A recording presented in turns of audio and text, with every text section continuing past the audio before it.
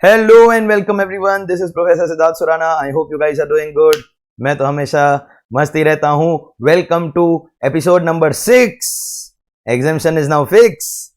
Welcome to episode number 6 of MCQ season 2, which is going to guarantee minimum 20 marks or 25 marks if you don't make silly mistakes. It can go to 30 also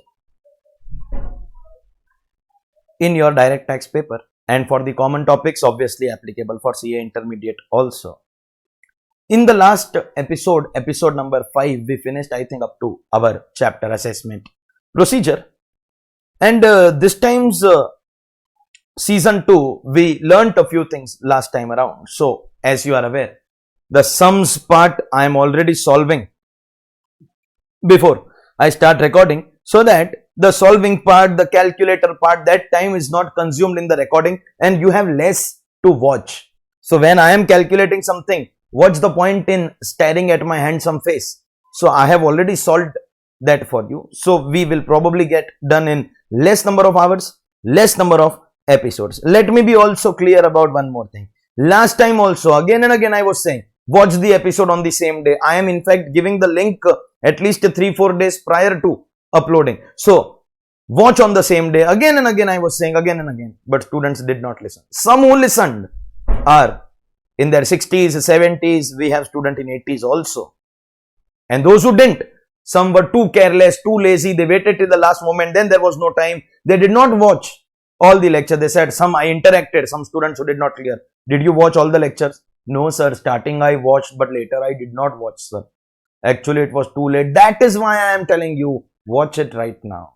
Later, you may not get the time. And this will probably be the deciding factor between those students who are watching the lectures and securing these marks and those students who are. Now, this is something big that I am doing for everybody. So, how to take the benefit? Because I belong to the Marwadi community. I, know how to take the most benefit out of most places. You should also learn a bit. Let's not waste time. Let's go to our next chapter. Next chapter, appeals.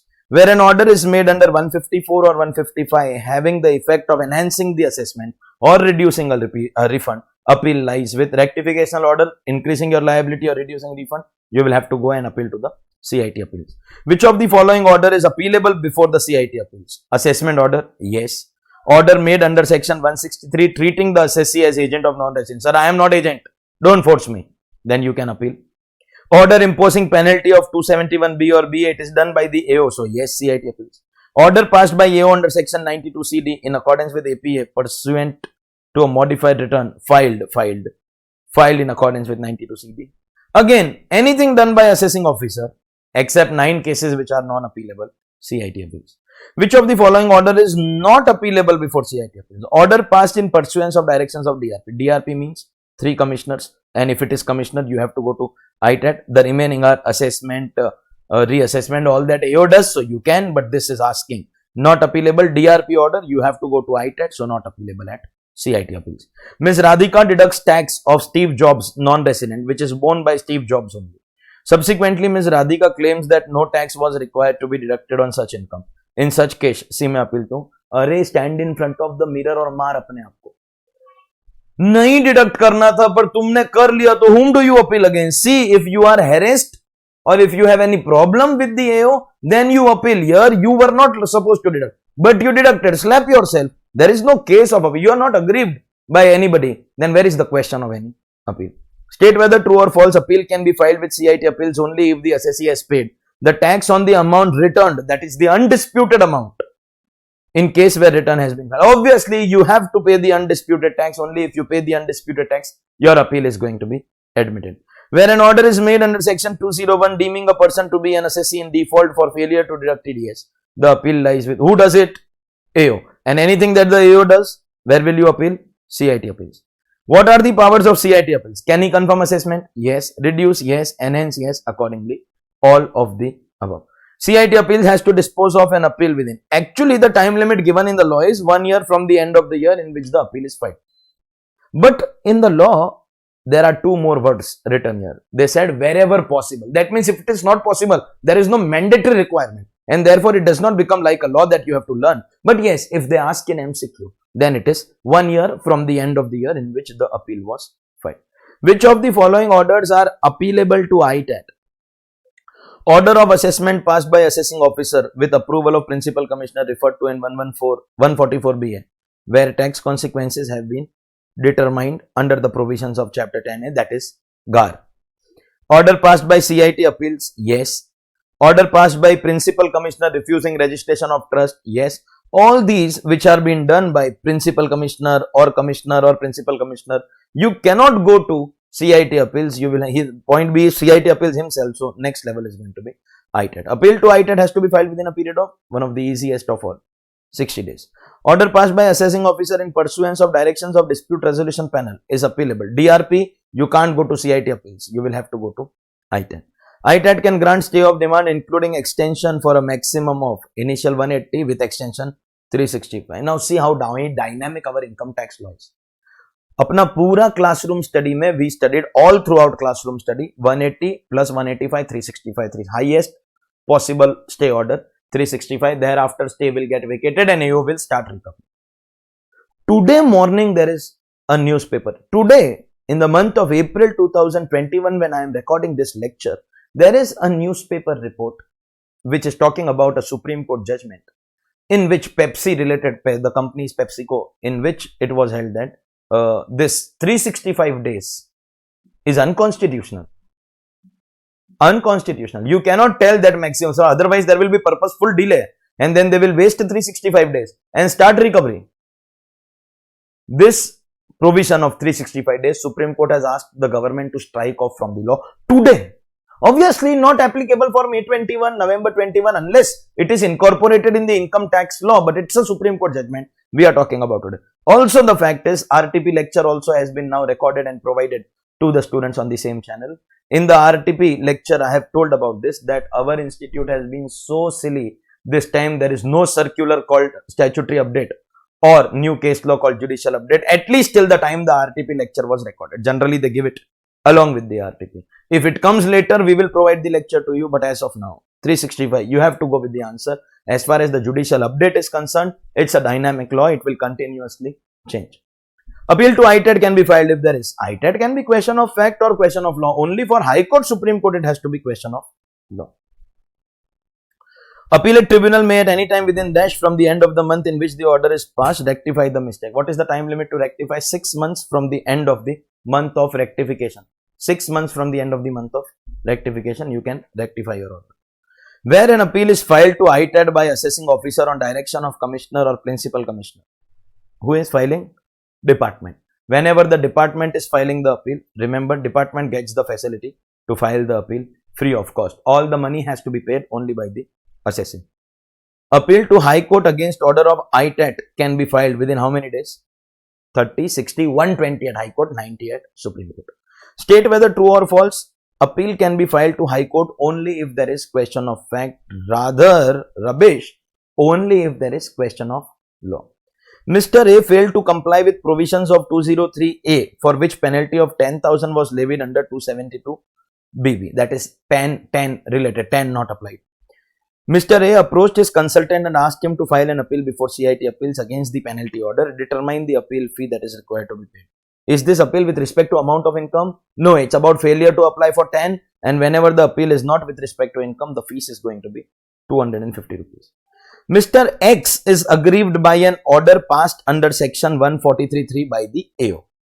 Mr. Y is aggrieved by an order passed under 272A by the Director General. What is the remedy available to X and Y and the time limit? See, AO has passed, then you will have to go to CIT appeals and 30 days. But if Director General has passed, you can't go to CIT appeals. He is at a lower level. So where will you have to go in case of Y? You will have to go to ITAT and within a period of 60 days. So both have to go to CIT appeals. Wrong. Both have to go to ITAT. Wrong. X has to go to CIT appeals within 30 days and Y has to go to ITAT within 60 days. That's your correct answer. If the department wants to avoid repetitive appeals as per the procedure given in 158A, then which of the following statement is not correct? They are asking you. Not correct. I would just like to explain the procedure of 158AA a bit. In 158A, your year 1 is already pending at a higher level, and for future we stop the assessment and we wait for the order of High Court or Supreme Court, which we will apply for all the future years, and therefore we exercise the power to avoid repetitive appeals. And what is 158AA? The same power is given to the department. That means your department can stop. But how is the system working? What has happened? Your year 1, there is a High Court order in favor of assessing. What exactly is 158AA? You do some business, some transaction with respect to any income or expense. Income is taxable or not, or expense is allowed or not. High Court has decided in favor of assessing. That means who is dancing? Who is dancing? Assessing. Who is aggrieved? Department. Therefore, can I say department will go to Supreme Court special leave petition. High Court has announced in favor of assessee, department has filed SLP. But what will happen? Year 2 and all future years, in fact, you are going to be doing same transaction. You will be doing the same transaction because it's a business, it is going to repeat. Now, when the assessee will file ROI, the assessee will do it as per High Court order, because I have already won the case. Yes, the matter is pending at Supreme Court, but presently this is the latest decision available. Supreme Court has not yet given the order. That day when Supreme Court gives its order, we will apply to all the future years. As of now, last place where we got an order is High Court, which is in my favor. So I will file my ROI as per High Court order. But AO, when he does the assessment order, he will do it against the High Court order. Sir, why he will do it against the High Court order? Sir, because agreed that the High Court has taken favor of the assessee, but we have not accepted it. So, assessee will stick to his ground stating that I won the case. And AO will stick to his ground. But sir, I have not accepted it. And therefore, assessee is filing return according to his choice, following this order. And department is not following the order because department is saying, already we are appealing in Supreme Court. So, unless and until Supreme Court decides, this case won't be final. But now there is a problem. This order has been passed by the assessing officer against the assessee. In fact, in no respect of High Court order, and it is agreed also, acceptable also, because we have already appealed against it. So, we are clear that we have not accepted the High Court order. Now, what will assessee do? Obviously, assessee will go to CIT appeals against this assessment order. Assessee will go to CIT appeals. Imagine the CIT appeals position. I am CIT appeals. I have a case which has been filed by the assessee. CIT appeals only, assessee will file the case. This transaction assessee has done in past also. In the past, there is a High Court order in the favor of the assessee. And the department has appealed against the High Court order.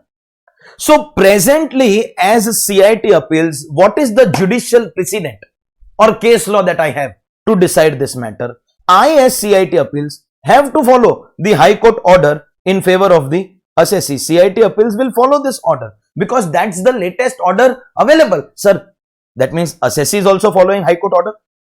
CIT appeals is also following High Court order. But why AO did not follow? Because AO is saying, sir, we have appealed to Supreme Court. Therefore, we don't accept the High Court order.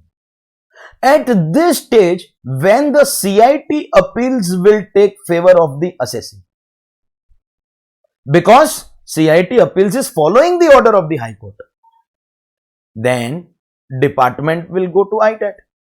But please use your brain and now understand that at ITAT also same thing will happen. Last order available is High Court.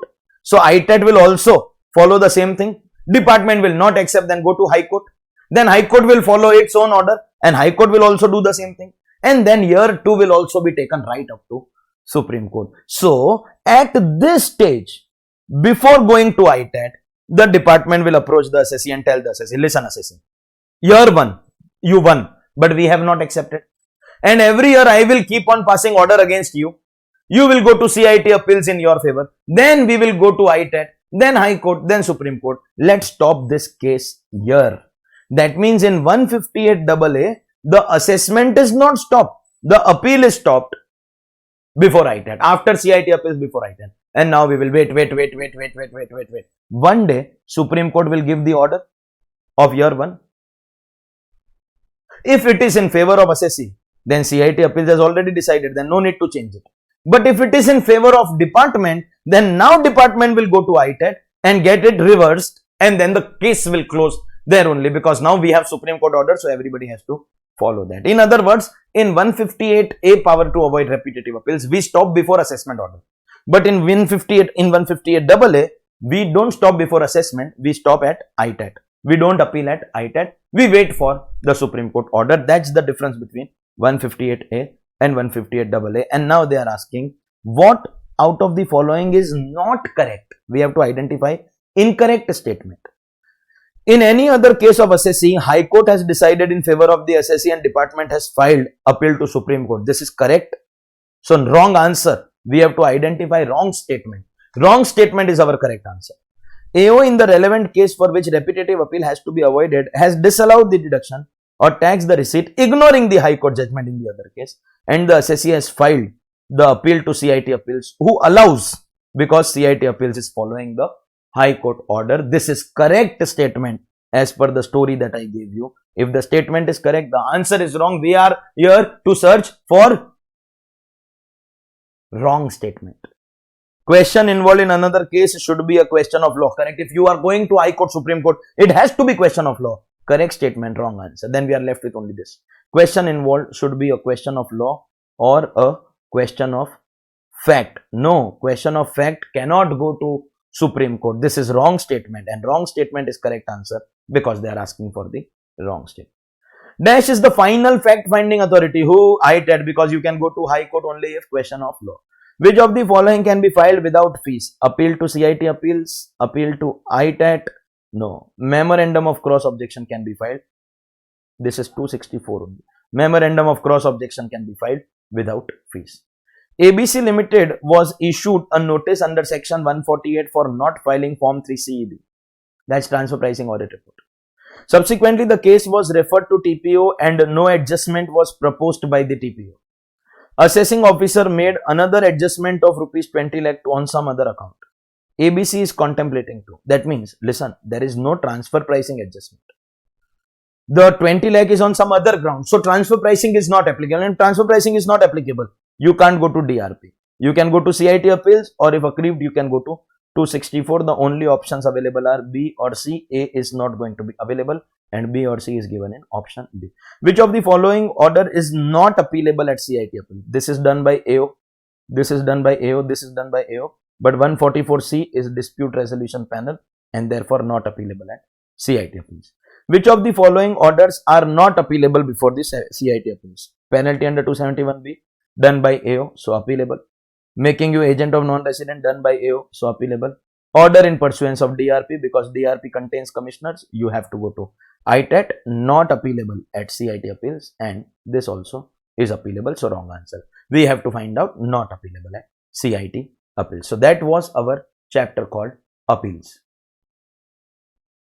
Let's go ahead. Next chapter that we have is a chapter called revision. When will the order passed by assessing officer be considered as deemed to be erroneous? When you are not making inquiries, going against board, circular or High Court, Supreme Court order and prejudice to the government, that is favor of assessing. Order passed without inquiries, allowing relief without inquiry, not in accordance with CBDT circular, and that means all of the above. State whether true or false. When any matter of order has been subject matter of appeal, any other matters cannot be revised. Under 263, other matters can be revised. So this statement is false. They have given cannot. If they give can, then our answer will be true. If they give 264, then our answer will be true, because in 264, one matter goes in appeal, any other matter also cannot go in revision. Be careful. If I change this to can, then our answer will be true. If I change this to 264, then our answer will be true. As per section 263, if the order of assessing officer is erroneous and prejudicial to interest of revenue, same can be revised by, who will revise? CIT or principal commissioner. Revision power is given to CIT, normal CIT, not the appeal CIT. Order passed by AO under section 143.3 on 20th June 2020, principal commissioner wants to revise the order suo moto. Suo moto, they never do it, but in case they do it, it has to be done within a period of 1 year from order. If assessee has to be appealing, it has to be 1 year from copy of order. But if he is revising suo moto, 1 year from order. So this is 20th June 20. 19th June 21 is going to be your time limit. State whether true or false. When any matter of the order has been subject matter of any appeal, other matters of the order cannot be revised. Here it will be true because this is 264. 264 even other matters cannot go. Supreme Court judgment, Hindustan Aeronautics Limited.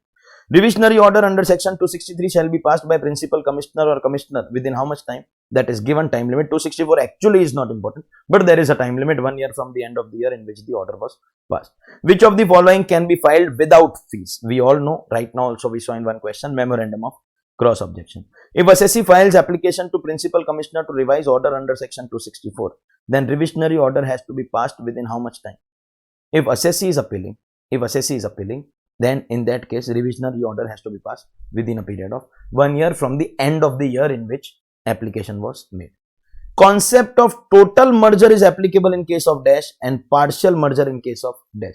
Total merger means nothing can go anywhere else. So once you go for CIT appeals for one of the matter, then everything has to go in CIT appeals, then you cannot go in 264. And any one matter goes in 264, then anything else cannot go. That means the entire order will be shifted from assessment order to 264. So in 264, it is going to be total merger. But as far as the other two, that is 263 and 154, which are given in options are concerned, in 263 and 154, both if you remember, matters which gone in appeal, let the appeal continue side by side. Matters which don't go in appeal, rectification can also be done, 263 can also be done, and then we are going to merge the two orders, not completely merge. So total merger will apply in case of 264. So this basically the and word in the option, one of the students got confused in this also. And means the word before and will be our first blank and after the blank will be our second blank. So 264 will come here and 263 and 154 both will come here, and therefore the answer is going to be 264 here and 263 154 here. That is going to be our answer for question number 9. Assessment of Satpura Limited was completed under 143.3 with an addition of 18 lakh to the return income. Satpura Limited preferred appeal before Commissioner Appeals, which is pending now. Which of the following statement is incorrect statement? AO can initiate reassessment proceeding in respect of income chargeable to tax which has escaped assessment, provided such income which has escaped assessment does not form a part of the additions of 18 lakh which is appeal. So any matter which has not gone in appeal, reassessment is allowed. Statement is right. We have to search wrong statement. AO can pass order under 154 to rectify mistake apparent from the record, provided the rectification is in relation to a matter other than matter which has been considered and decided in appeal. Other matters, rectification allowed. Statement is right, so answer is wrong. We have to search for wrong statement. Wrong statement is our right answer. Under 264, CIT can revise the order pending before the CIT appeals if the revision pertains to matter other than the matters covered. This is wrong statement because 264 total merger, any one matter goes in appeal, then no other matter will be allowed in revision. Wrong statement, so our option. And 263 also other matters allowed. Statement is right, so answer will be wrong. In 264, one matter in appeal, then thereafter nothing can go anywhere else. State whether true or false. When any matter of order has been subject matter of any appeal, other matter cannot be revised under 264. Correct. If it was 263, then it is allowed, then it will be false. But other matter also not allowed. Supreme Court, Hindustan Aeronautics, correct. If assessee files application to principal commissioner to revise order under section 264, then revisionary order has to be passed in how much time? When assessee is filing, it has to be done within 1 year from the end of the year in which the application was made. Which of the following statement once again is not correct for 263 revision? CIT can revise order of AO on the basis of valuation report which was issued after completion. Yes, all material. Supreme Court judgment, Manju Natheshwara Packing and Camphor Works. Correct statement, wrong answer. CIT can revise the order of assessing officer on all matters except those have been decided in appeal. Right, for 263 it is right. For 264 it is wrong because other matter also not allowed. But for 263, right statement, and we have to search for wrong statement. So this is not our answer. CIT can revise order of assessing officer up to 2 years from the end of the financial year in which the order was revised to be passed. And that is also the right statement. Right statement, wrong answer. AO completed the assessment without initiating penalty under section 270A. CIT appeals under 263 can set aside the order of assessing officer and direct him to pass the order. Wrong. Sir, why, sir? It is prejudicial. Sir, why it is wrong? It is right. No, listen. The assessment order can never have penalty. After assessment gets completed, later we initiate penalty. So if the AO has not levied penalty in assessment anyways only income and tax is going to be decided, maximum interest will be decided. Penalty will anyways be initiated later, currently CIT will. Anyways, we have to choose the most appropriate. First three were definitely right answers. So not our answer. In most appropriate also, this is going to be our answer. Which of the following statement is not correct? After revision of the order of assessing officer under section 263, the revision under section 264 is not possible. That's correct. Once again, we have to find out not correct. If assessee makes an appeal to CIT appeals, then revision under 264 matter is not possible for that assessment year on any issue. Correct. Even on other issues. ITAT can stay demand for maximum 365 days. As of now, that's the rule. Unless that Supreme Court judgment is merged anywhere in our law. ITAT cannot amend its order. Wrong statement. Wrong statement, right?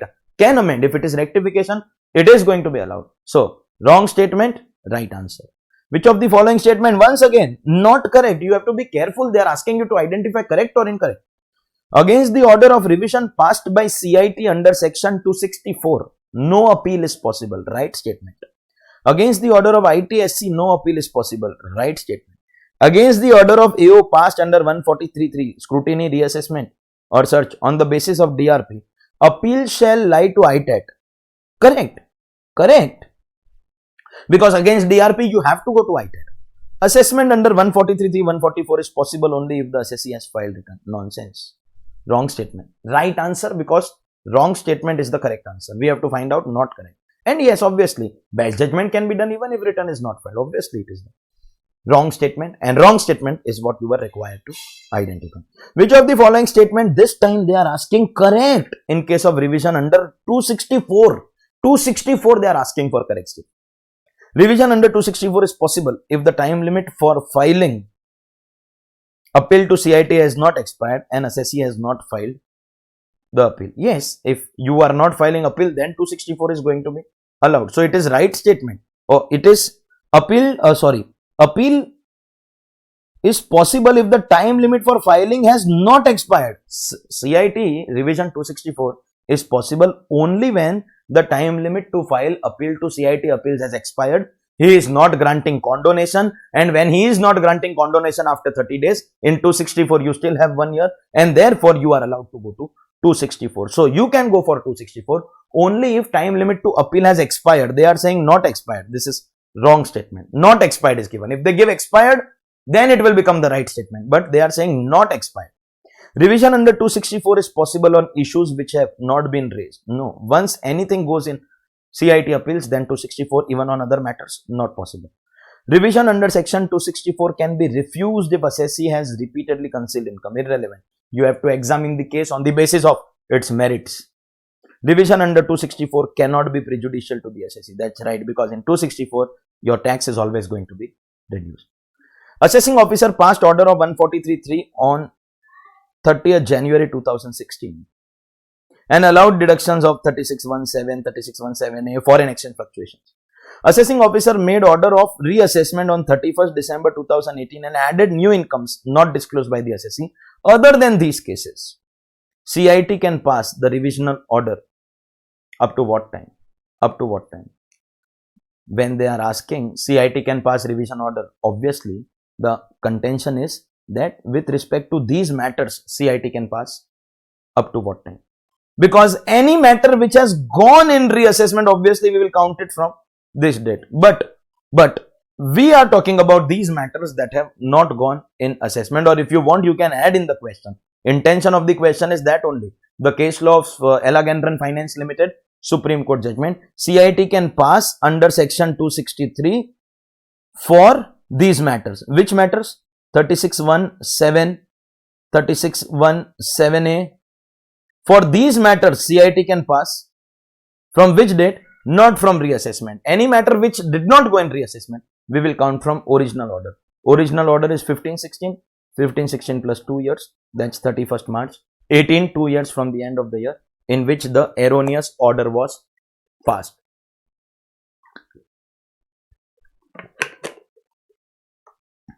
Basically, question is asking only about those matters that have not gone in. Those matters that have not gone in reassessment, because anything which goes in reassessment we will count from this date. Which does not go in reassessment, to avoid confusion, I made you correct the question. So that was our chapter revision. Let's go ahead. Next chapter, Income Tax Settlement Commission. Assessee has to disclose something for making application under 245C, that is Application to Settlement Commission. Which of the following disclosures have to be made? True and full disclosure of income which has not been disclosed? Yes. Manner in which such income has been derived? Yes. Additional amount of tax? Yes. In other words, everything has to be disclosed. Who constituted ITSC? ITSC, AAR, all these bodies are operating under the central government. In case of proceeding for some assessment or reassessment under section 147, what is the date of commencement of proceeding? See, ITSC application only pending proceeding from the date of notice of 148 till the date of order or last date of order, whichever is earlier. That means from the date when the notice was issued. Mr. Jamshed Palia, one of my ex-students. A lot of questions in the book. No, I have given names of my ex-students. Mr. Jamshed Palia wants to make an application before Settlement Commission. Additional income tax payable disclosed will be 60 lakh. Before making application, he paid 25. 35 is still to be paid. Will it be accepted? No, because there is a condition that entire tax has to be paid. The whole tax that you are declaring has to be paid before filing your application.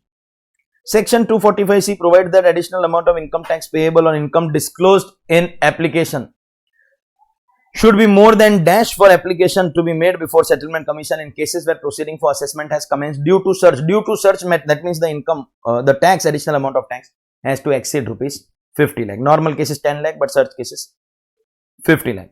A person shall be deemed to have substantial interest in business or profession if such person is the beneficial owner of shares. You should know this. Beneficial ownership accrues at 10% and substantial ownership comes at 20%. So if you along with your relatives are holding at least 20%, then you will be called a person with substantial interest. Mr. Vicky Gaba wants to make an application for previous year 2021 under section 245C to Settlement Commission. Additional undisclosed income shown in application is 65 lakh for previous year 2021. Return was filed for previous year 2021 and 35 lakh was shown. That means 35 lakh was earlier shown, now extra 65 he has shown, and total will thus become 35 plus 65, 1 crore. 35 was shown and 897. So if you calculate tax on 35 lakh, you will actually get with HEC 897 was paid. Calculate additional income tax payable by Mr. Vicky for submitting this application. Ignore the interest on additional income tax. So we are required to calculate only the tax component. Assume he has not opted. Actually, this line was not required also, because anyways for 115 BSc you have to apply before due date of return filing. Otherwise it will anyways not be available. So he has not opted. So basically we have to calculate as per old. That means listen, the tax that he will now show will be tax on 1 crore. And the tax that he has earlier shown is tax on 35 lakh 897. And the difference, if we should know, that should be more than 10 lakh normally or 50 lakh in such cases. Has he shown the difference as required? That's your question number 11 of Income Tax Settlement Commission. How much is the income shown in application? 35 plus 65, 1 crore. Basic tax 90 lakh into 30%, 27 plus 1 lakh 12,500, 28 lakh 12,500 will be the basic tax as per old regime, because not covered under 115 BAC. Tax will be as per old regime. Don't forget a very important thing. In 35 there was no surcharge because it is less than or equal to 50 lakh. At up to 50 lakh no surcharge. But now when you are calculating tax on 1 crore, it is more than 50 up to 1 crore. If it was 1 crore and 1 rupee, then we will have to do 15% and marginal. But because it is exact 1 crore, exact 10% surcharge, you need to be surcharge. I am sick and tired of telling students, brightest students go wrong when it comes to surcharge. Brightest of students go wrong. 4% HEC, basic tax, 2812 plus surcharge plus HEC will give total tax of 3270. Earlier declared 897, and thus the extra tax will be 23,500. Calculate the additional tax 23,500. For making an application to Settlement Commission, the limit for additional income tax will be dash for subject matter of search and dash who is dash lakh for the taxpayer who is subject matter of search. And limit of dash lakh should be applicable to entities related to such taxpayer. Related to such taxpayer who is, cancel the word also here, please, who is not the subject matter of search. That means the main assessee is the subject matter of search, but the related party is not a subject matter, not subject matter of search. And accordingly, your answer is going to be, for those who are in search, 50 lakh. For those who are not in search, it is going to be 10 lakh. After receipt of application from applicant, settlement commission will issue notice within 7 days. 7 days, why is it issued? Show cause notice, give reason why we should proceed in your matter. So, admission of application or submission of return, explain why the matter should be proceeded. Just a show cause notice why we should take your application. Fees for making an application under settlement commission is going to be rupees 500, non-refundable even if case gets rejected. Settlement application made cannot be withdrawn. True. In AAR, you can withdraw within 30 days and beyond 30 days also if AAR permits. But in settlement commission, not allowed to withdraw. Settlement commission will pass the final order after examining the records and report of principal commissioner. Yes. Giving an opportunity of being heard to applicant and principal commissioner. Yes. Further evidence. Yes. Settlement commission will check everything, convince itself, then pass the order. Time limit for passing an order of settlement commission is dash months from the end of the month, 6 months from the end of the month in which passing, that is rectificational order. They are asking order of settlement. Order of settlement will come after 18 months. If it is changed from settlement, if I change it to rectification, then for rectification it is 6 months, but for passing order of settlement, it is not 6 months, it is 18 months from the end of the month of application. And after passing this order, if there is any error, then time limit to rectify is 6 months from the end of the month, but main order 18 months. State whether true or false. Settlement commission has no right to reject the application made by the application. Obviously false, because settlement commission can reject your application. Settlement commission, with a view to rectify any mistake apparent from record, may amend any order passed within a period of, this is what I was telling you in question 13. For rectification, it is 6 months.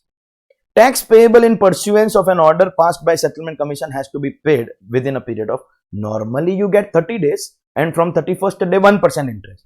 But in ITSC, you get 35 days and from 36th day 1.25% interest. Settlement commission under section 245H can grant immunity from prosecution or penalty under which of the following? Settlement commission operates only under income tax. Then obviously granting of prosecution and penalty can be only under income tax. Dash is the place where principal bench. Listen, we are living in a country where the whole country is governed from Delhi, capital city. Main bench is also going to sit in ITSC main bench in Delhi. State whether true or false. Settlement commission is not vested with all the powers of income tax authority. False. All the powers available to IT authorities are available to settlement commission also, AR also. Matter covered by settlement commission shall not be reopened. Shall be reopened only by settlement commission. Can be reopened by any income tax authority. Can be reopened only by ITAT.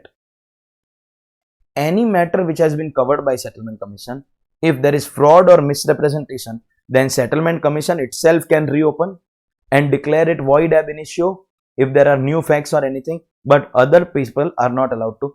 IT authority and ITAT also not allowed to enter. Maximum you can go to High Court in case of writ petition. In which of the following situations immunity granted will be withdrawn? If the person who made the application fails to pay any sum specified in the order of settlement commission, then your immunity will be withdrawn. Correct.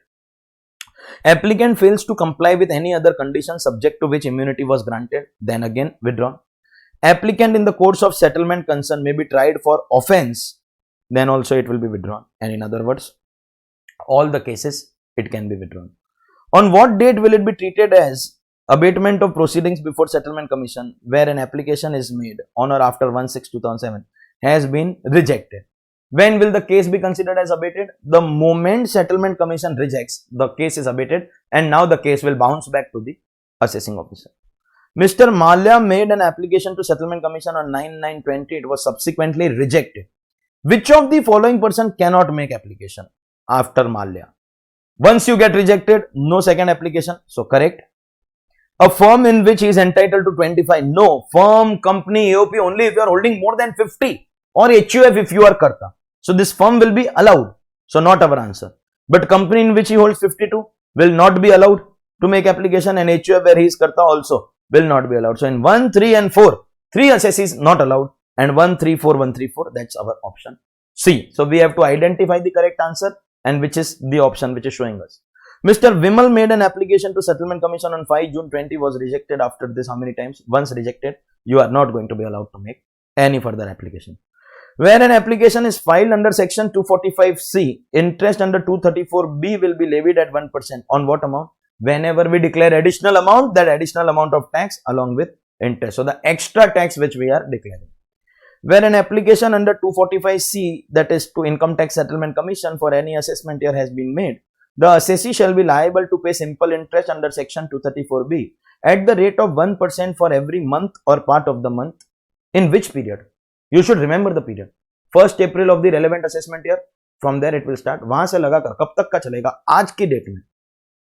Normally it is payment or order whichever is earlier, but your first payment, then application. So they should say payment, but they are very clever. From 1st April of assessment year, ये 234 ABC के chapter में class में किया था. From 1st April of the assessment year to the date of making the application. Not till the payment date, but till the date of application. Settlement Commission passed an order on 25 June 2020 under section 245D. The applicant noticed a mistake apparent from record and filed an application request for rectification under 3rd July. So the request is sent on 3rd July. So what is the time limit to rectify? End of the month 31st July plus 6 months 31st January 2021. 31st January 2021. 6 months from the end of the month of application.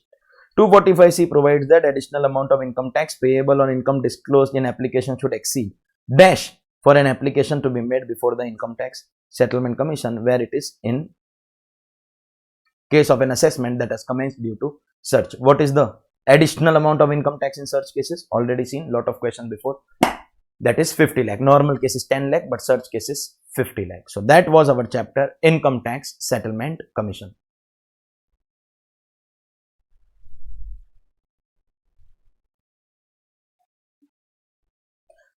Let's go ahead. Next chapter that we have is a chapter called Authority for Advance Ruling. Name of our next chapter, AAR, that is Authority for Advance Ruling. This chapter, not just in paper number 7, but everything studied in this chapter is word to word copied in paper 6C also. So it is going to help you for 2 papers actually. Let's see, what do we have? AAR, this is page number 82. An application for advance ruling was made on 31st May in relation to transaction proposed to be undertaken by Mr. Andrew, a resident of Germany.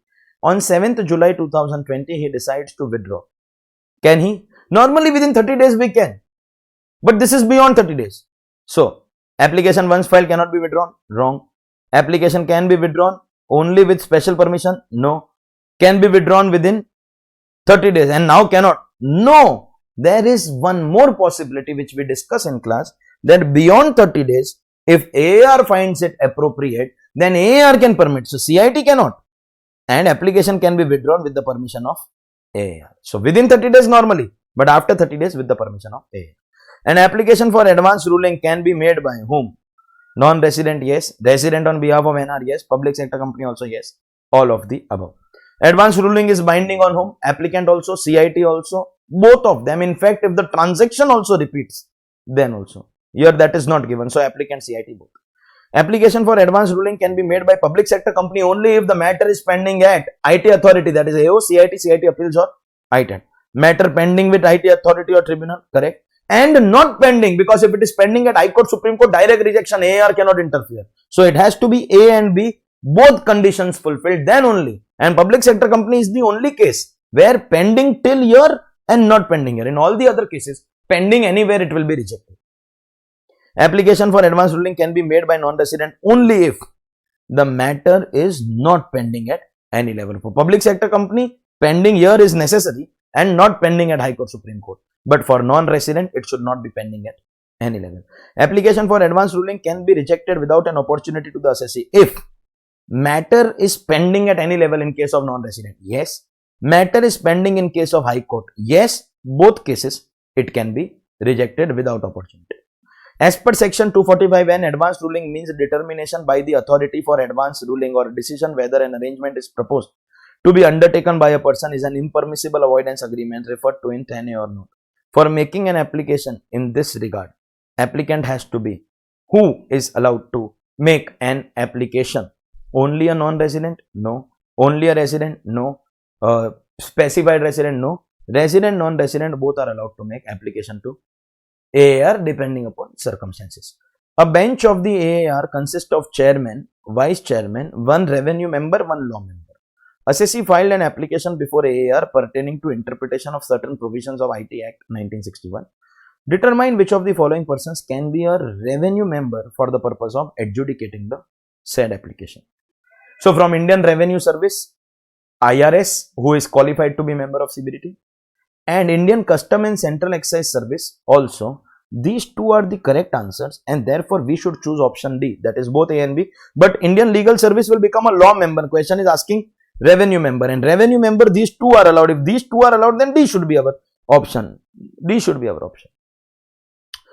But about this question, some students informed me that MCQ booklet which has been released by ICAI, they have taken this as the answer.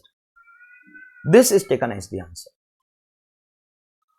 We are also saying that is right, but we are saying B is also right. And if B is also right and A and B both are right, then both A and B, but not C, because anyway C is not allowed. He is law member. So the confusion is only about this point B. Otherwise A is allowed. That answer is saying, I am also saying. And if A is allowed, then D becomes our answer, because in my opinion B is also allowed. So now what I tell you is, in the Income Tax Act, they are saying revenue member can be two. IRS, qualified to be member of CBDT, and Indian Custom and Central Excise Service, qualified to be a member of CBEC, Central Board of Excise and Customs. Because the name of the board got replaced from Excise and Customs to CBIC, it is not anybody else, it is the same officer. So basically both are qualified. Therefore my answer is this. Sir, then why ICAI is giving this answer? There are a lot of students who have this confusion.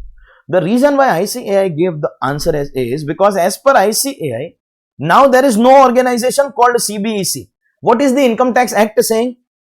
CBEC. I replaced here with CBIC because there is no CBEC anymore. So I have replaced it. But in this section in the Income Tax Act, it is still given CBEC, which is non-existent now. And therefore ICAI believes that this is not possible. And if this is not possible, then this is going to be your answer. Now, sir, then which one? We understood, sir, why ICAI has given only A as the answer. The reason why ICAI is giving only A as the answer is because Act is saying CBEC, that is not existing. We understood that CBEC is nothing but CBIC now. But ICAI is not following. They are strictly following the Income Tax Act. See, in my humble opinion, actually correct answer is still this only. Because anybody who was earlier qualified to become member of CBEC is now qualified to become member of CBIC. I believe this only is the correct answer. But if you want to follow institute answer, which I think what they are going to do is anyways, they are just going to insert your answer paper in that checking system where it's OMR based, and therefore probably they will select A. So if you want to strictly follow that, then you should go for A. But I think D is the correct answer, and in my book D, and I am not asking you to correct it also, my answer will remain as D only. If Cure House Incorporation non-resident opts for advance ruling for the project of providing consultancy in the field of medicine, such ruling should be binding on obviously the assessee, obviously the AO, both Cure House, AO, and in relation to any future transaction of similar nature, applicant, CIT and transaction. A is right, B is right, but D is most appropriate. Application for advance ruling made by non-resident shall not be admitted if his case is pending. Pending where? Before IT authority or ITAT on the date of making application, or subsequent. On the date of making application, if it is pending, then it will not be admitted. Subsequent, irrelevant. A resident in relation to his tax liability arising out of one or more transaction valuing how much would be eligible. For resident for own tax liability, it has to be rupees 100 crore or more. Application for advance ruling is not allowed in the following situations: when the question involved is already pending before IT authority, then not allowed. Determination of valuation of fair value of property, then not allowed. Except in case of public sector enterprise where it is designed for avoidance of tax, not allowed. And in other words, all the cases it is not going to be allowed.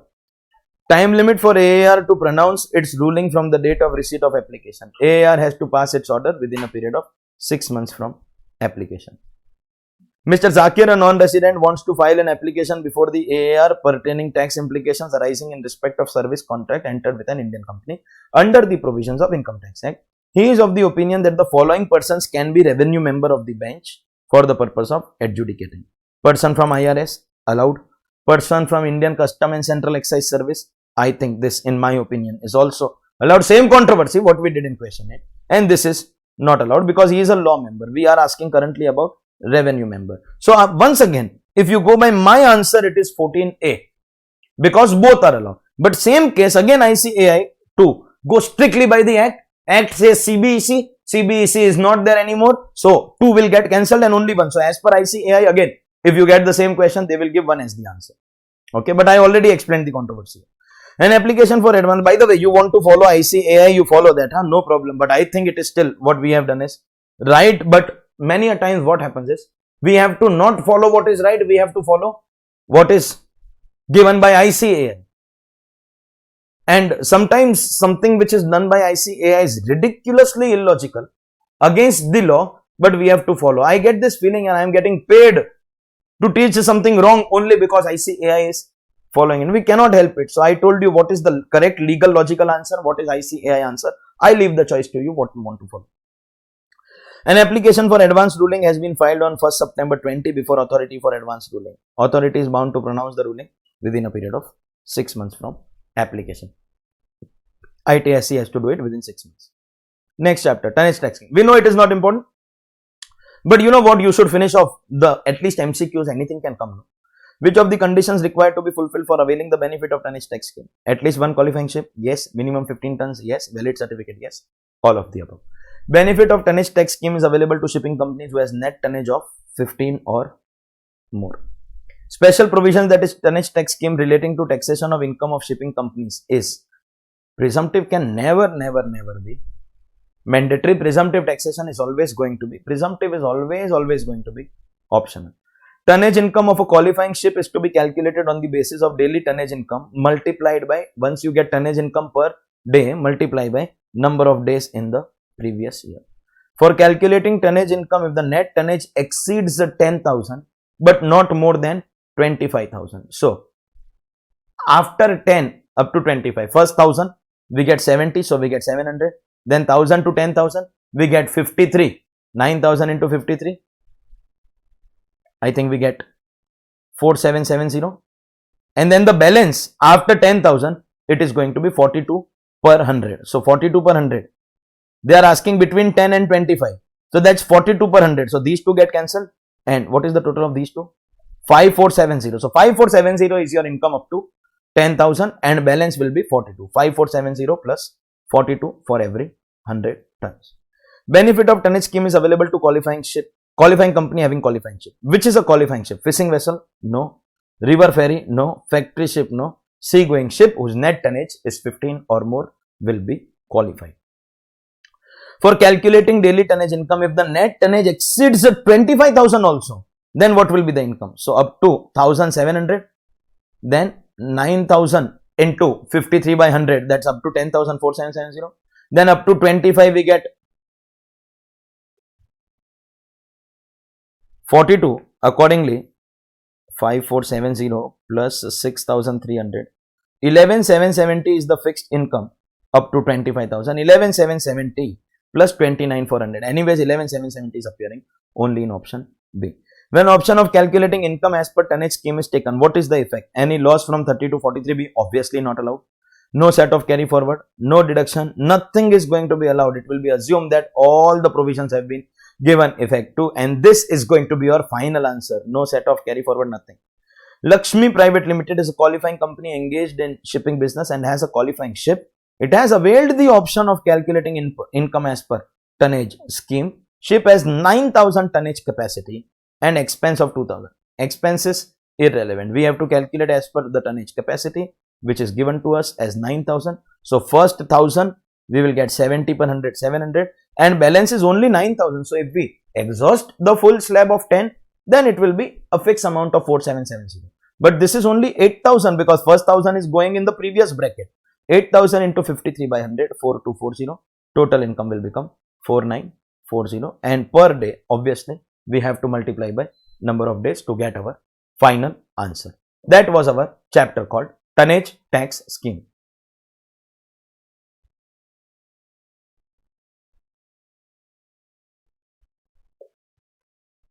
Excellent. Let us go ahead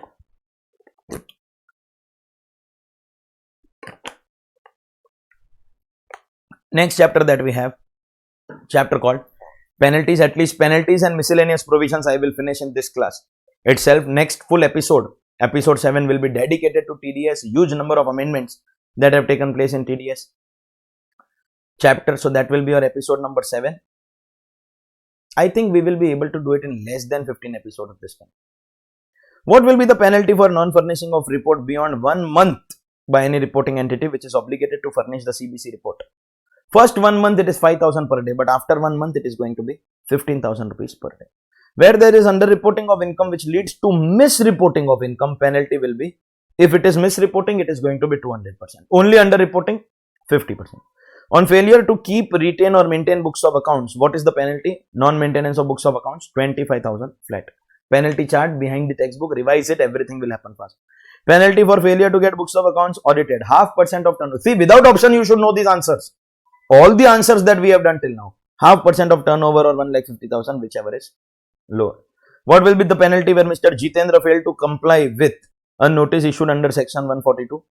142(1), 143(2), 142(2)(a), 10,000 per default. What will be the penalty for submitting inaccurate information? Late furnishing 5,000, 15,000, after order 50,000 per day. But inaccurate information will directly attract penalty of 5 lakh. Which of the following cases are not included in the scope of underreported? Amount of income where you have explanation, correct.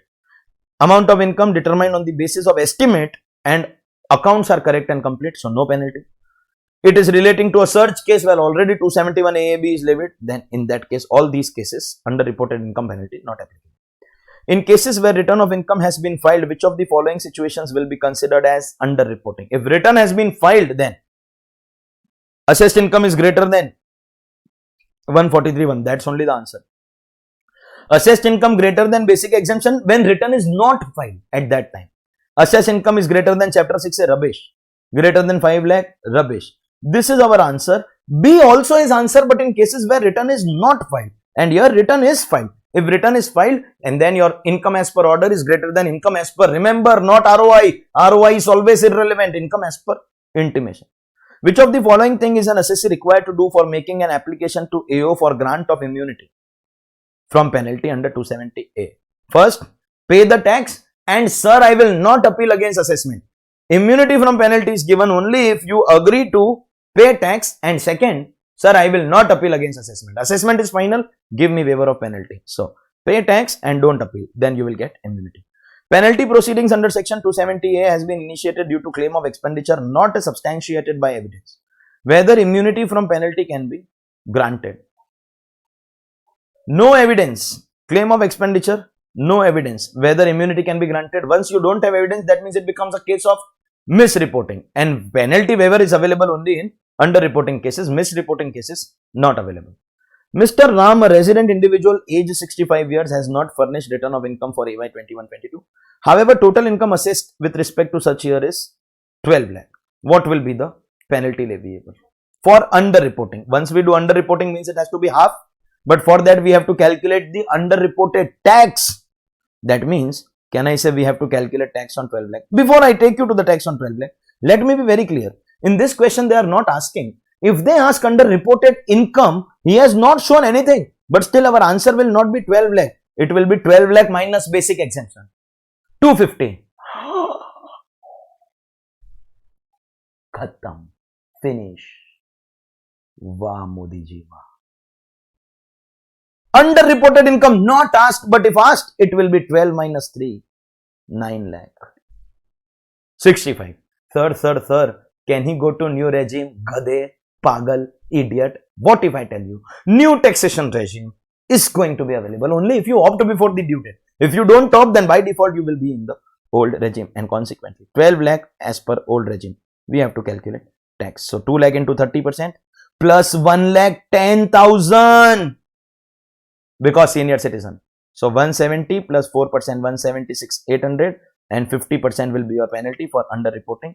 50%, that will make it 88, 400. Now any idiot who does not observe this and does it as per normal rates, then you will get tax as 179, 400 and you will get penalty as 89, 700, which is one of the wrong options, and that is how the options have been organized for you. What is the penalty under section 271 FA for not submitting SOFT under section 285BA. 100 is not the answer. 500, yes. 1000 after, not after getting notice, but after the time given in the notice expires, and therefore both B and C depending upon the situation. What is the rate of penalty if undisclosed income is found during the search and such undisclosed income is not admitted? If you admit in search, then 30%. If you don't admit, then thereafter it is always going to be 60% on undisclosed income. Quantum of penalty under section 271D and E for 269 SS and T, both. Loan taken also 100%, loan repaid also 100%. Raghu Private Bank did not file SOFT. Department sent a notice to file SFT till 30th November, but they filed on 19th December. Penalty under 271 FA for the period from 1st December to 19th. They are asking only this. They are not asking total penalty from June, July, August, September, October, November. These months it will be 500 rupees per day. Till the time given in the notice 500. But after the time expired, the last 19 days, it is going to be 1000 rupees. And they are asking only of the last 19 days. Accordingly, your answer is going to be 19,000 rupees, not the total penalty. Penalty under 271 FAA is leviable when SOFT contains willful wrong information. So, for late furnishing 500, after getting notice also 500, but after expiry of notice 1000.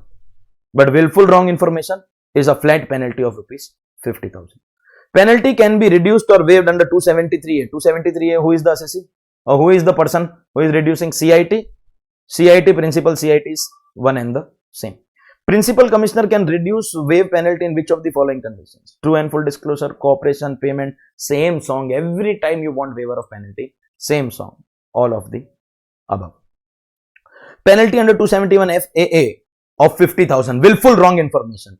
In which of the condition? Inaccuracy is failure to comply with due diligence. That means you did not exercise due diligence. Is aware of the inaccuracy but does not inform. Later discovers the inaccuracy but still does not inform. In all these cases, penalty is going to get attracted. 50,000.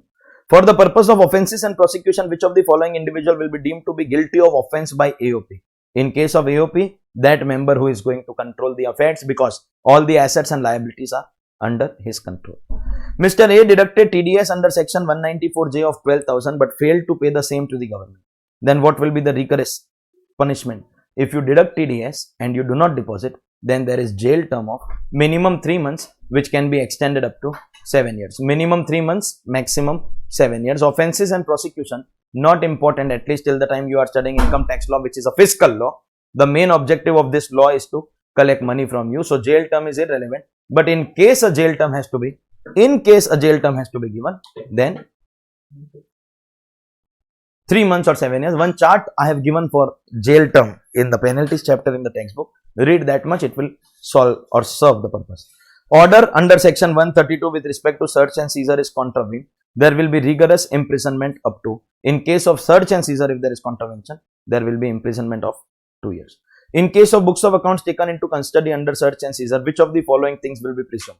Belong to the assessee? Yes. Content are true. Handwriting of the same person? All of the above. Imposition of fine and launching of prosecution can be done only by presidency magistrate or magistrate of first class. Others are not allowed to interfere.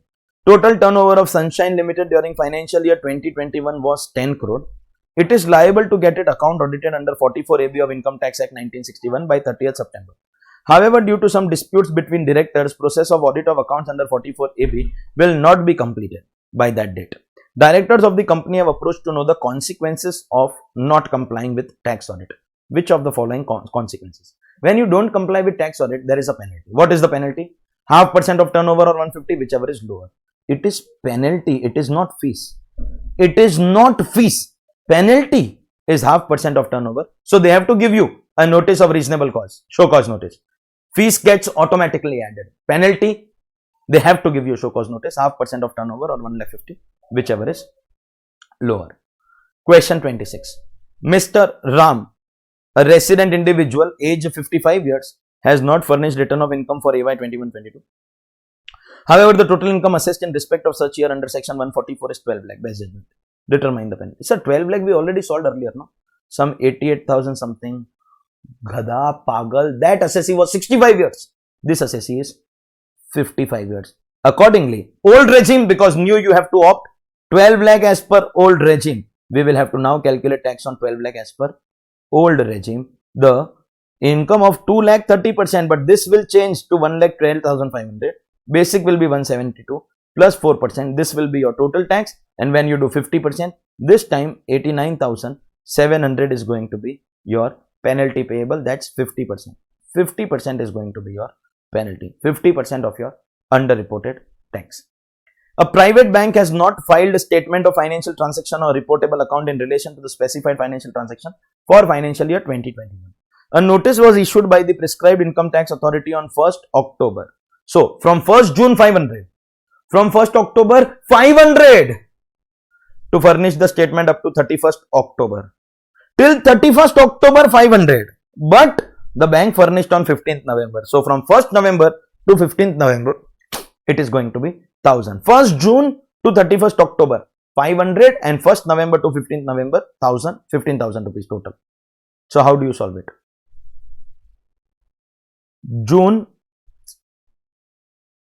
July, August, September, October. 30, 31, 31, 30, 30. 153 into 500, 76,500, and 15 days of November, 15,000.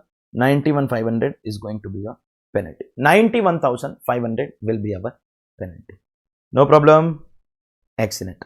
Dinesh, a resident individual of age 47 years, has not furnished return of income for EY 21-22. However, his total income for such year is 18 lakh. Is penalty attracted, and what is the quantum? So, this is similar to one of the above questions.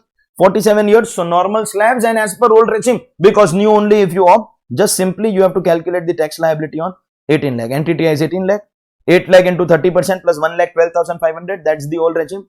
350 to 500 basic tax plus 4%. HEC will give you 366,600 as your total tax, and on 366,600 when you apply 50%, 183,300 is going to be 183,300, assuming there is no underreporting. So, in any of the sums where I am giving you the solution, you can pause the video for a second, take the screenshot and continue, because I cannot wait for you to copy down. On the basis of given facts, answer them. So, now we have a case study based MCQ 29, 30, 31, 32, 33. 5 questions on the story.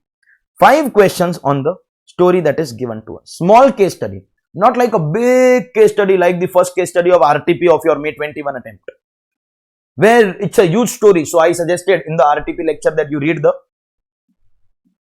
questions first. It's a small story and only this much, and then directly questions are starting. MNO is a firm liable to tax at 30%. Following are the particulars furnished by the firm for EY 21-22. As per return furnished 40 lakh, 143, 150 lakh, scrutiny 65 and reassessment 85. We all know one thing, for penalty purposes, ROI is irrelevant. 50 converted to 65, 65 converted to 85. And a resident individual of age 58 years and partner of the above firm has not furnished ROI for EY 21-22, and his income under 144 is also 15 lakh. So, this is data of the firm and this is data of the partner. Now, the questions we have to answer accordingly. MNO is deemed to have underreported its income. Is this firm doing underreporting? Yes. When? 2 cases. When intimation became this and when scrutiny became this. When 50 became 65 and 65 became 85. Income under 143.1 exceeds the income as per return. That is irrelevant. Return is always ignored. They are going to merge with each other. So, that is irrelevant. But income under assessment exceeds intimation. Yes. And income under reassessment exceeds regular assessment. Yes. And therefore, answer will be 2 and 3. That's option C. Mr. N is deemed to have underreported. Why? He is a partner in a firm which has underreported. So what? That is not relevant for me. That is not relevant. He has not filed his return. That is relevant. And his income exceeded 250. Supposingly his income was not exceeding 250, he was not required also. So, because of these 2 reasons, he has done underreporting, and once again our answer will be 2 and 3. That is our option C. Assuming that underreporting of income is not on account of misreporting, that means 50% penalty, and none of the additions or disallowances made qualify under 270A subsection 6. That is cases where no penalty will be levied. Penalty will at the time of assessment. At the time of assessment for the firm. At the time of assessment, 50 became 65. Calculate the underreported tax and apply 50%. So calculate the underreported. You can do it. These are the easiest questions possible. Calculate tax on 65 lakh. 30% plus 4% HEC. No surcharge because for firm after 12%. Yes or no? No 50 lakh surcharge. And tax on 50 lakh, 30% plus 4%. This is your underreported tax, 50% because there is no misreporting. 234 is going to be your penalty, 234.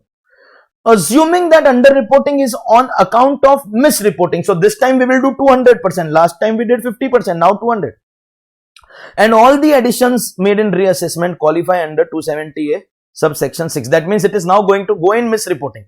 270A subsection 6 is misreporting. That means you are going in misreporting. Penalty leviable at the time of reassessment. That means when we shifted from 65 to 85, at that time, what is the penalty? Assume this time it is misreporting. So, underreported income calculation is same. Underreported tax is same. Tax on this, tax on this. But on that difference, this time we will do 200%. Tax on 85, 30% plus 4%. No surcharge. After 1 crore it will come. Tax on 65, we already know from here also. Difference is 624. This time double. Sir, why double? Sir, because misreporting. 1248 is going to become your penalty. For this, penalty is going to be 1248. 1248 will be your penalty. Assuming that underreporting is not misreporting. Not misreporting means 50%. And the underreported income. Find out the underreported income of N and the penalty leviable. Now, his income as per 144 is 15 lakhs. So, you'll get a feeling, sir, underreported income 15. No, this is where you can go wrong. In case of not filing of ROI, underreported income will not be full income. Full income minus basic exemption. That means 15 is wrong. It has to be 1250. We just have to find out the amount of penalty. Let's see. Underreported income 1250. How will we find out penalty? 5 lakh into 30% plus 1 lakh 12,500. That's 262,500 plus 4%. Total tax 273 and 50% because no misreporting 136,500. Penalty is going to be 136,500. Option is D. See, here also penalty amount is right. But you may think that because he has not shown anything, so full 15 lakh is underreported income, and a lot of students may wrongfully choose option C, which is a very likely mistake, and lose an unnecessary mark. Penalty calculation, you won't go wrong. This way or that way, you'll get the right answer. But as far as calculation of underreported income is concerned, it is not going to be the entire amount. It is going to be assessed income minus basic exemption, 12 lakh 50. Question 34. Mr. Ganesh and Mr. Rajesh are resident Indians, age 60 and 80 respectively, have not furnished their return for 2021. However, total income assessed under section 144 for Mr. Ganesh it is 8 lakh, for Mr. Rajesh it is 5 lakh. Is penalty leviable? And what is the quantum? See, as far as Mr. Rajesh is concerned, 80 years, resident, 5 lakh basic exemption, not required to file. So, one thing is for sure, there is no penalty in respect of Rajesh, and therefore I am striking off my B and C. In A, they are saying no penalty for both, and in D, there is some penalty for Ganesh and no penalty for Rajesh. Definitely my answer is clear, no penalty. For Ganesh, I have to check. Let's check. Mr. Ganesh, Mr. Rajesh, 8 lakh, 5 lakh, 0, 0, 0, and here basic tax 0, up to 3 lakh, then up to 5 lakh 10,000. Why 3 lakh, sir? Senior citizen. And then I think there is remaining income of 3 lakh. This time it will be taxed at 20%. Old regime, because new you have to exercise 60, 70,000 plus 4% HEC. Total tax will be 72,800. Apply 50% of misreporting. 36,400 for Ganesh and 0 for Rajesh. Option D. On the basis of given facts, answer the questions 35, 36, 37, 38. So, MCQ based case study, 4 questions given here. MCS Private Limited is a company engaged in services of consultancy and business advisory. It provides various services like financial management, project advisory, business mergers, valuation during the financial year 2021. It has provided various services and its total revenue gross receipts amounted to 70 crore rupees. This is the first year of their operation. Company thinks it has faltered in various compliances. Moreover, during the year, it received the following loans in cash from various vendors due to some business requirement, business exigency. Cash loans. From Mr. A, 25 lakh rupees on 15th April 20. From Mr. B, 21,000 on 15th May. From Mr. C, 11,000 15th June. Further, MCS Private Limited repaid the following amounts as cash. 8,000 to Mr. A, 15 July in cash. 250 to Mr. A, 15th August through account paid check. 21,000 to Mr. A 15 September RTGS and 15,000 to Mr. A through cross check. MCS Private Limited has also received amount of rupees 2 lakh for services rendered to Snam through bearer check. 2 lakh received through bearer check, means not through the 3 allowed modes. And it also received cash for services rendered to Mr. Ankit 90. So Shyam has paid 2 lakh to us and Ankit has paid 90 to us, both in cash. Furthermore, MCS Private Limited does not know about the applicability of tax audit. That means they have made a mistake of cash loan, they have made a mistake of 269 ST accepting cash payments or taking receipts in cash, and about tax audit. And now answer 35, 36, 37, 38 one by one. What is the amount of penalty, if any, that will have to bear on taking the loan? When taking the loan, that means 271D, check this. 20,000 or more in cash, yes, penalty. 20 or more in cash, yes, penalty. Not more than the limit. Limit is per party, obviously, and therefore 25-21 violation under 271D penalty is going to get attracted. Penalty for repayment of loan to Mr. A. Now, see, we have made the following repayments. As far as this repayment and this repayment is concerned, because they are allowed mode, no penalty. But when we repaid this cash and this cross check, this is through disallowed mode. Outstanding is 20,000 or more, and accordingly this 23 is violation and 23 is the penalty. Now hear me out. Yes, we know, we have studied that if at the time of taking the loan penalty is attracted, then at the time of repayment penalty will not come. No cumulative penalty. I stick to that. But when I taught you that in class, I clearly told you there is a penalty of 23,000 under 271E, but because I have paid penalty, finally I will not pay. I will take that benefit.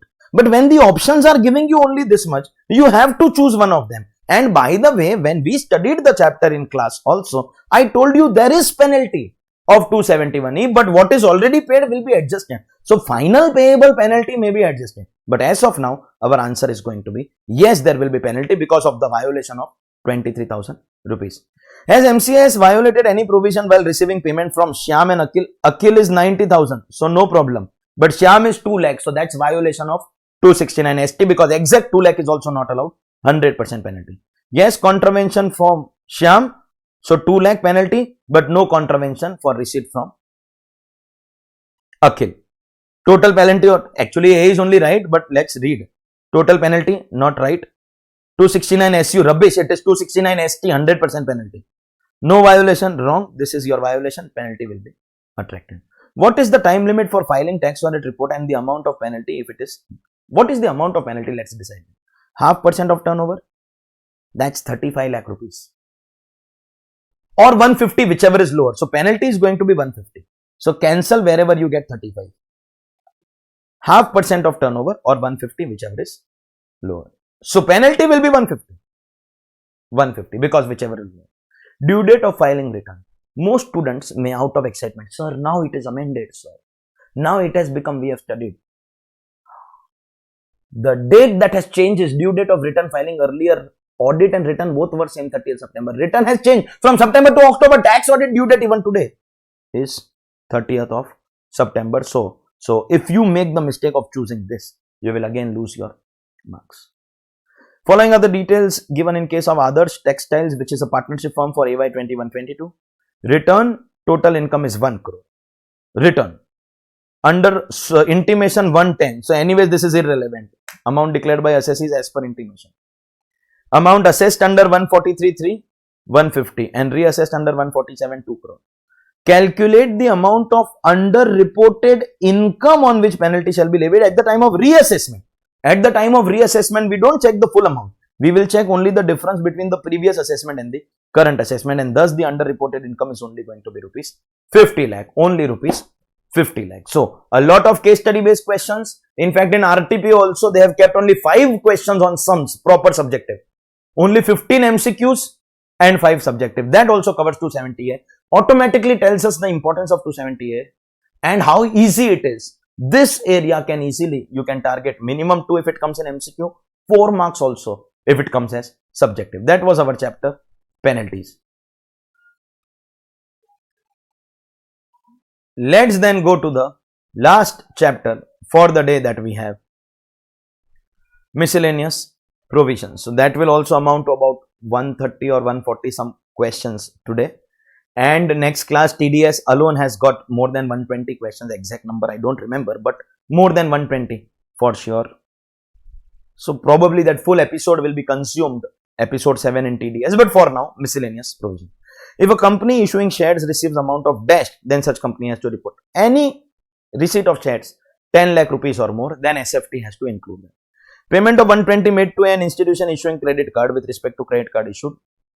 Yes, it has to be reported. Any payment received against credit card. Now everything government is watching due to KYC.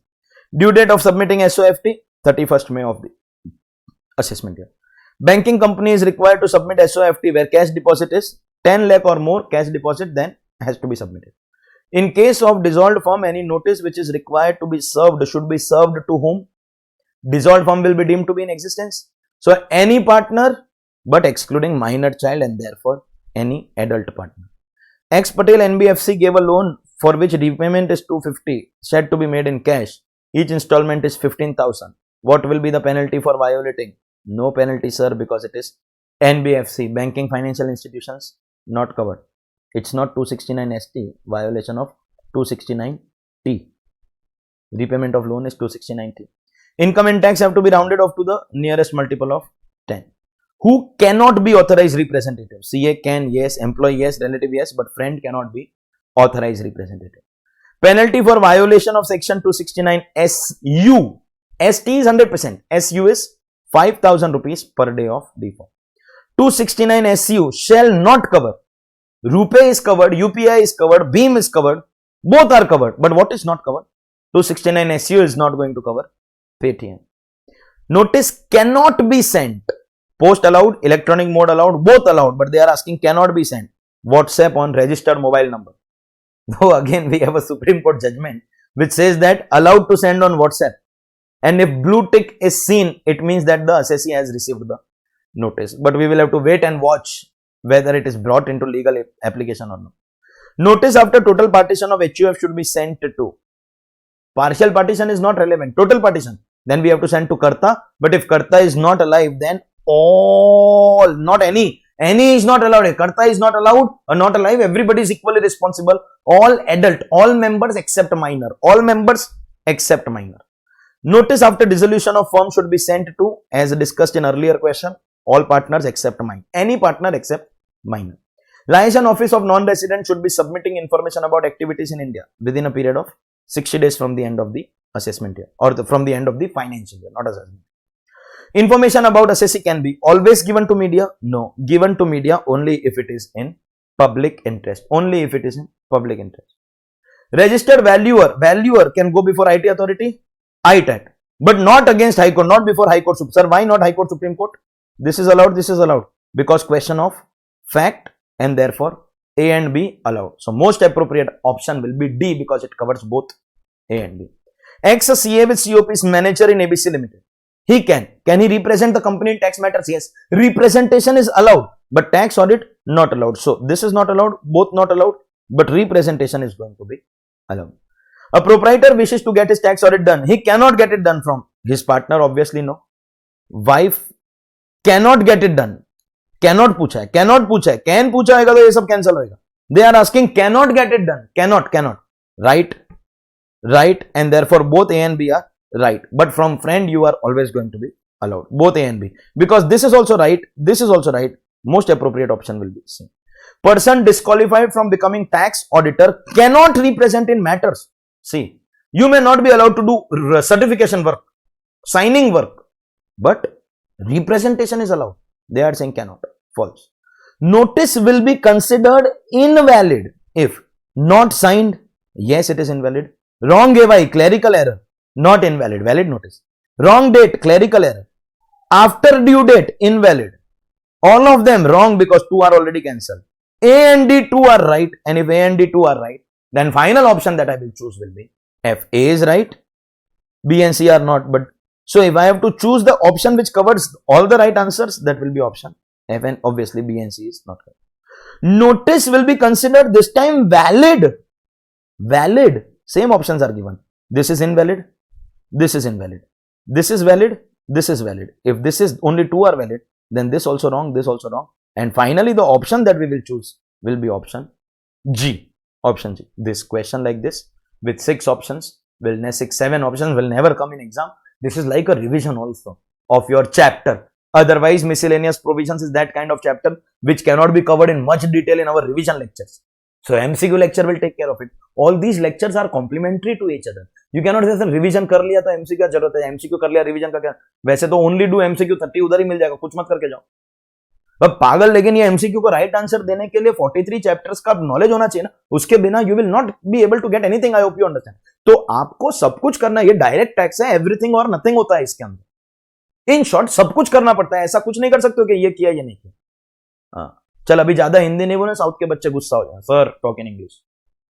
बेटे बराबर है, exam तो English में देना, तो we should learn also in English preferably, but no problem. Where required Hindi cover करता है. ऐसा नहीं कि हिंदी में बात नहीं करता है, आता है भाई, आता है, हिंदी बचपन से बोलता है, आता है. लेकिन क्योंकि साउथ के स्टूडेंट्स को केटर करते हैं, इसके लिए ज्यादा करके इंग्लिश बोलते हैं ताकि बच्चों को समझ में आए, और कोई रीजन नहीं. Okay. Income tax rules are made by, who makes rules? हमको पता है, पापा. CBDT makes the rules, correct और no? 269 ST is applicable on bank withdrawals, not applicable. Already covered in 269 SS, not applicable. Award by government, not applicable. But if you are taking from a person covered in GST, then it is going to be applicable.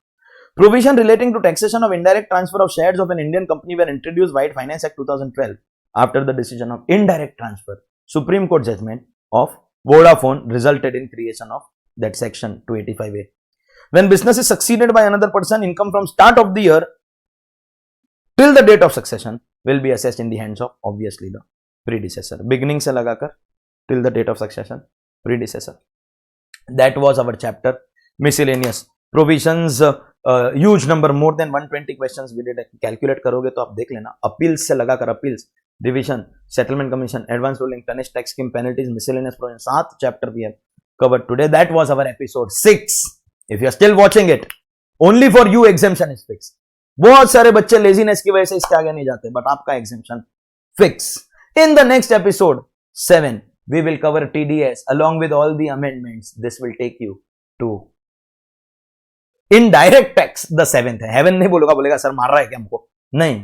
In 7th heaven, as far as your marks in direct tax are concerned. So now, last time जब season 1 था तो हर episode में बोलता था बच्चों देखो देखो देखो, प्लीज टाइम वेस्ट मत करो, रोज का रोज एपिसोड देखो. अभी नहीं बोला भाड़ में जाओ, तुमको देखना देखो. Those who are watching till here, you are securing your exemption.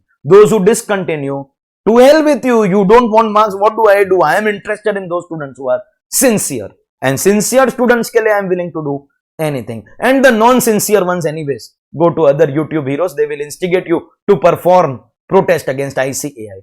So other people can protest. My students will watch lectures, study, and automatically the results show that our students get better marks than anybody else. End of episode 6. Exemption is fixed. Thank you very much.